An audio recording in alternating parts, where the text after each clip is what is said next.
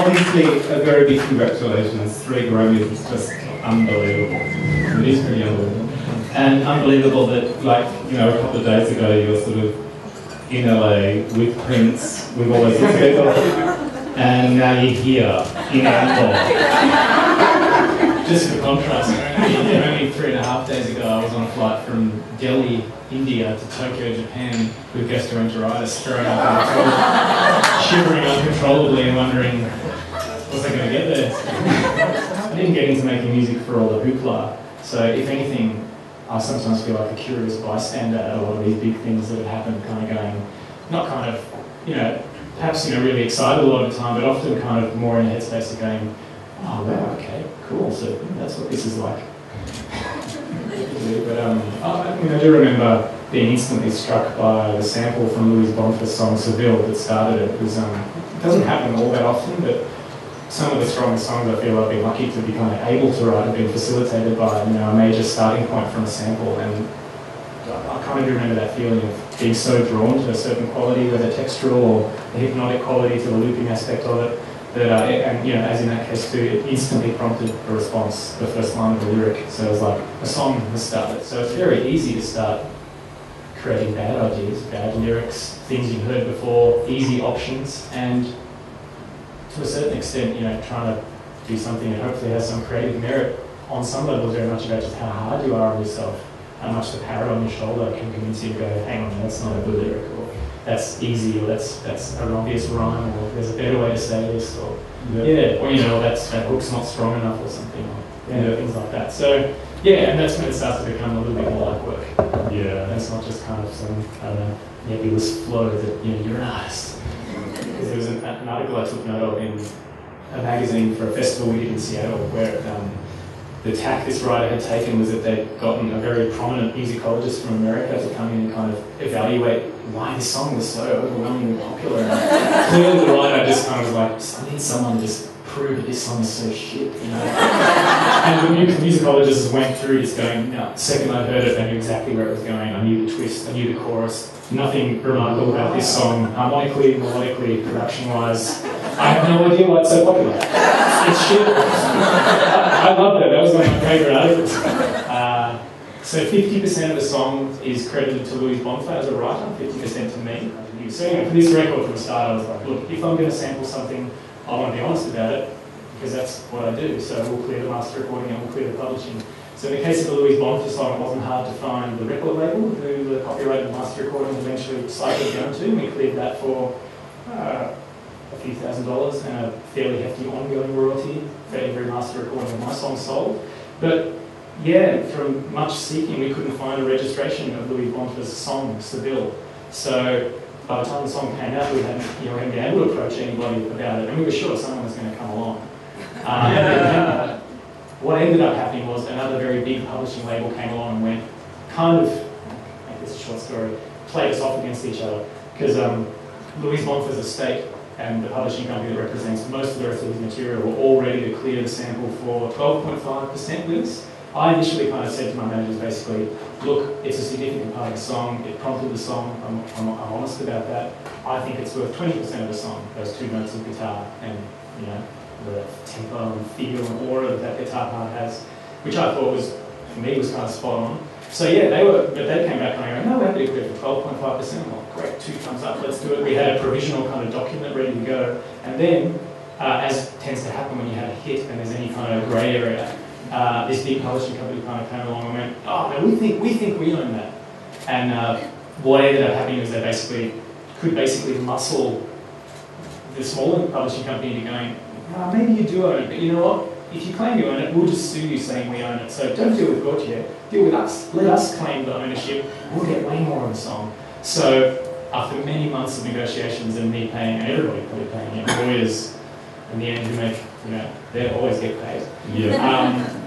I had to agree to give away 50% of the song, of which I don't know how much Louis Boniface's estate actually gets of that 50%, because that's a separate negotiation by his publishing company with the big guns who came in, all guns blazing. I loved records from my parents' collection. Growing up, especially the Beatles' Abbey Road, I just thrashed that record. And they had a Bush 7-inch They had 7 inch volume of fairies, don't worry, be happy. And lots of classical music and world music records. But yeah, I guess just there was a fortuitous kind of time because my friend Andy had just suggested we should sample some records and make some beats and things. And literally, like the next day, my neighbour came around with a cardboard box full of records saying, these were my late wife's records. I'm going back to England and I've been hearing you rehearsing with your band, my high school band, for years, enjoying listening over the fence for a while, thought you might enjoy them. So I said, yeah, great. Mainly drums, I'm mainly a drummer. I dabble in, various percussion. I like collecting odd esoteric percussion instruments and working out my own way of playing with them to get different sounds out of them. I sing. And I'm a very enthusiastic keyboard player, but not very competent. I can match out chords and things, and I can play synthesizers, and I can tweak sounds and play, left and right hand as required to maybe make parts. But yeah, it's not. I wouldn't be. I'm not a good keyboard player. Okay. Yeah. So people do misunderstand. They can't think, you play all these instruments on this record. A lot of it's samples, might be manipulated, or some of it might be recorded and chopped up and then played in some way. But yeah, I didn't sort of, play woodwind or horn instruments or guitar. I guess I've been trying to work out how to translate what I do in the studio with my broadcast stuff to a live stage for 9 or 10 years now. Gee, I didn't realise it was actually that long. And maybe only in the last 12 to 15 months do I feel like a few things have really clicked and I've started to enjoy it a lot and enjoy the touring experience, and the shows have got a lot better. And I've been able to start feeling like I'm singing half decently on stage finally after many years of going, this is not really cutting it, and being very disappointed with all the shows I was doing, despite much hard work, like months and months of putting bands together and rehearsing, trying to work it out, and then still listening back to performances and watching videos going, this is not very good. There's a B-side called Dig Your Own Hole on the record that I probably spent more hours than any other song on the album working on.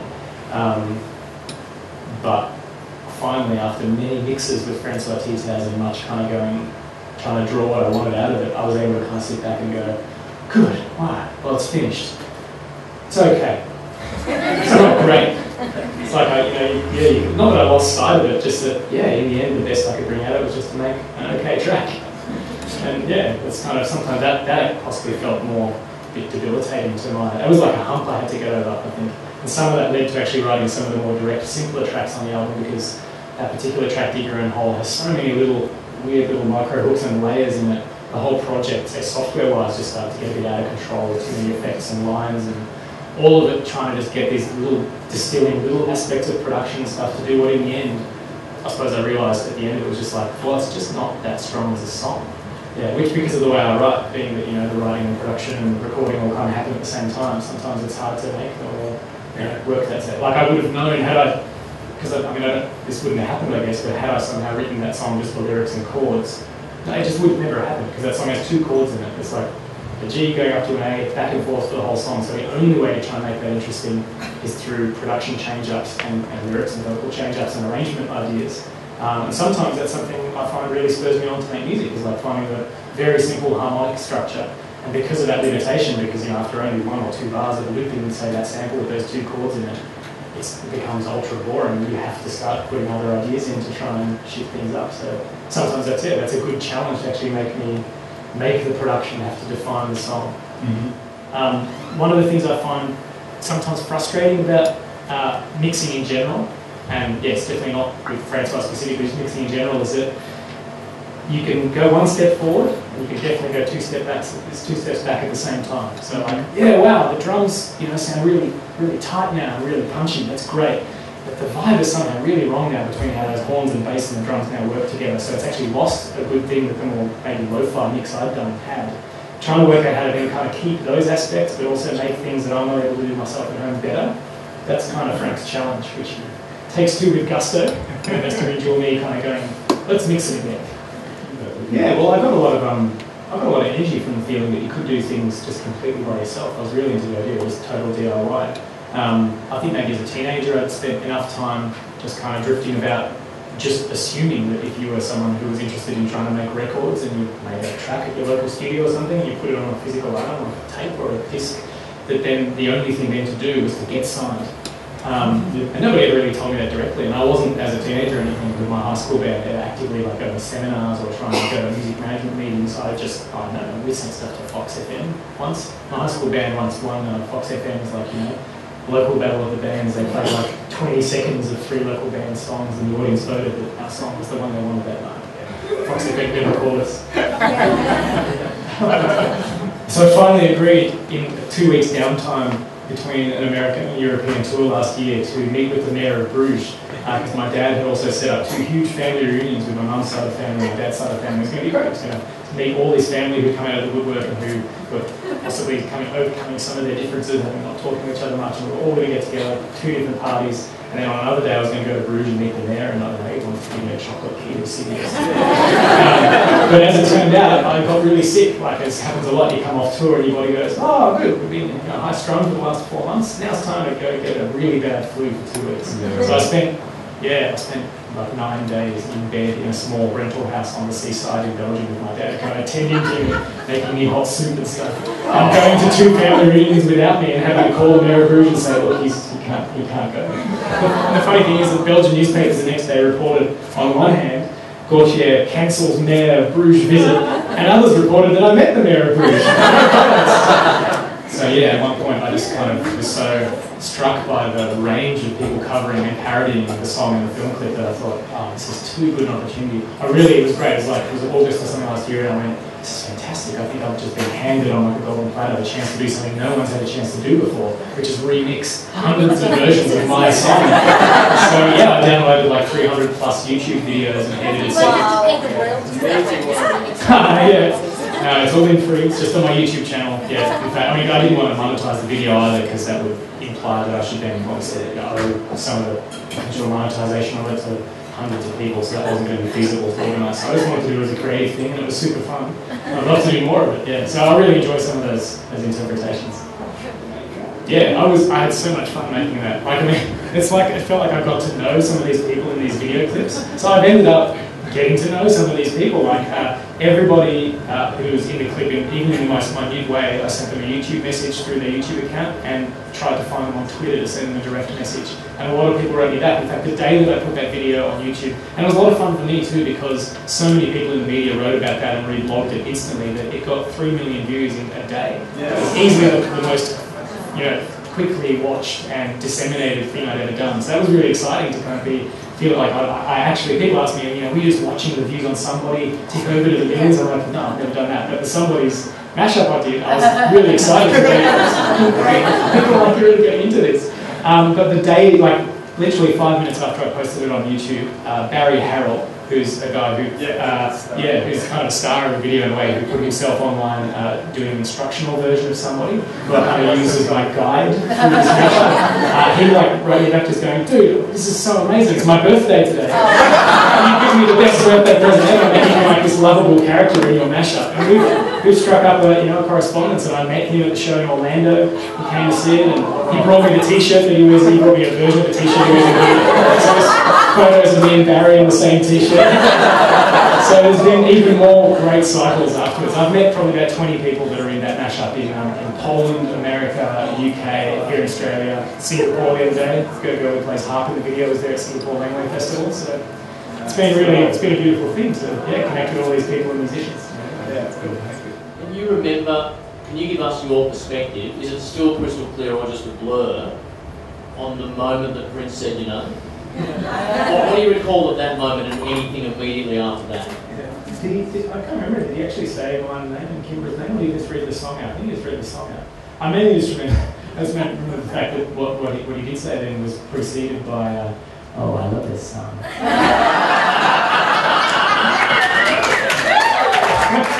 I guess for a while, one of the struggles I had was, as much as it's fantastic to be completely creatively independent and self-determining, I found it difficult even when Like Drawing Blood started to have quite a lot of success in Australia and had been, say, Triple J's album of the week. It sold quite a few thousand copies. People were asking me to play big festivals in Australia, but even had a live band together. And I still had no management or agent, so it was still just me fielding calls and emails from interested people. I found out there was a 9-month period there I was getting a bit a bit depressed, kind of going, gee, no one seems to even be responding, or interested to say, contact me or manage me. Or I was contacting other people, and they were all either too busy, or, we've got full artist rosters. But then I found a fantastic guy, Danny Rogers, who was managing some of my favourite artists. He'd managed Machine Translations. He was still working with Claire Bowditch. He'd worked with Jersey, so he worked with all these bands whose music I really loved. And we started working together in early 2007. So that was my first professional engagement. And so now I work with Danny and John Watson, who runs 11 Music. They co-manage what I do. And it's still very free creatively, because basically I just make music, make an album. It's on my own label, Samples and Seconds Records, I guess, which is just a vehicle for me to financially do stuff. And then that music is licensed in Australia to 11, and in other countries in the world to various entities like Universal Republic, V2, Hostess, etc. So, and the way that John and Danny have structured the deals that we did for licensing for making mirrors and for my next 2 albums, in most cases, is that there's no involvement from anybody else. It's just when Molly has some stuff to show you, he'll show you, but don't call him or say, how's the material going?